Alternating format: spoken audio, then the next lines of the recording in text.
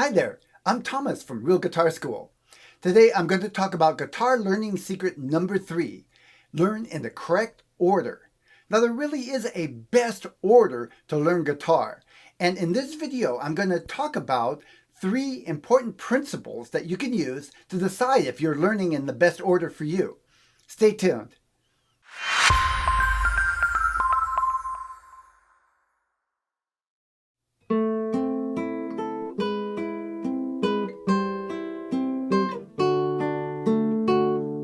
Oh, hey there!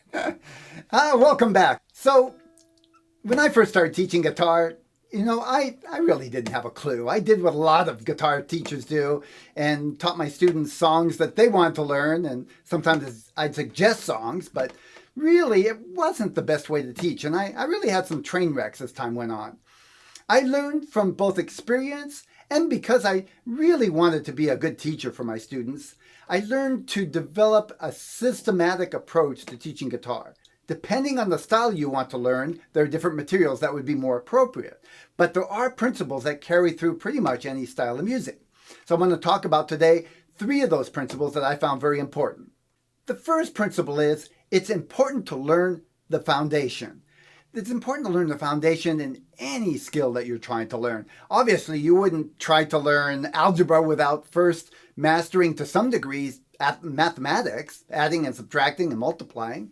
You wouldn't try to build a house if you didn't know how to nail pieces of wood together accurately and fairly efficiently.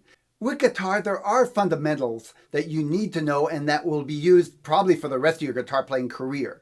It is different depending on styles of music. For example, classical guitar, it's very important to have the fundamentals of being able to read notes. In playing rock guitar, maybe not so important, but there are other things. There are some exercises that are important that'll help you get your fingers in the right place. Know that there are specific fundamentals that it's important that you practice from the beginning and you keep practicing, maybe in slightly altered forms as you progress. Principle number 2 is to take things in small steps. Now, depending on where you're at, what you want to do is do the very next exercise or the next song that's a little harder than where you're at and keep building one step at a time. You see, if you try to take too big a leaps, you inevitably try to manipulate things in such a way that you might be able to just barely play it, but you're going to do things in a way that'll tense your hands and create bad habits. I've spent a lot of time over the years teaching students basically undoing bad habits that they created on their own by trying to do things out of the correct order. Principle number 2 is an important one. Take the very next step in your learning cycle and work on that until you get it 70-80% before you go on to the next step. Principle number 3 is to prepare for the more difficult things before you get there. So an example of that might be, let's say you're going to do bar chords. You want to do some exercises that prepare your fingers. I have a good one where I show people how to make the bar with just one finger and go up and down the neck. It strengthens the finger and helps them to learn the notes on the lower string. And in fact, that helps with the names of the bar chords.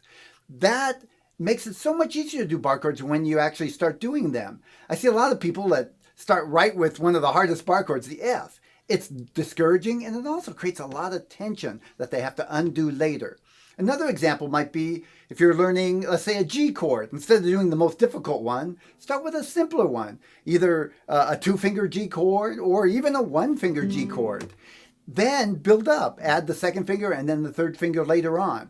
There are many tricks like that that help learning to be more fun and less frustrating. So that's it for this video. Please, if you like this, share it with your friends and like it on YouTube. I really can use all the help I can get. Thank you so much for joining me. I encourage you to head on over to my blog. I've got some more tips on this particular lesson and many more lessons for you too. Take care. This is Tomas Michaud signing out.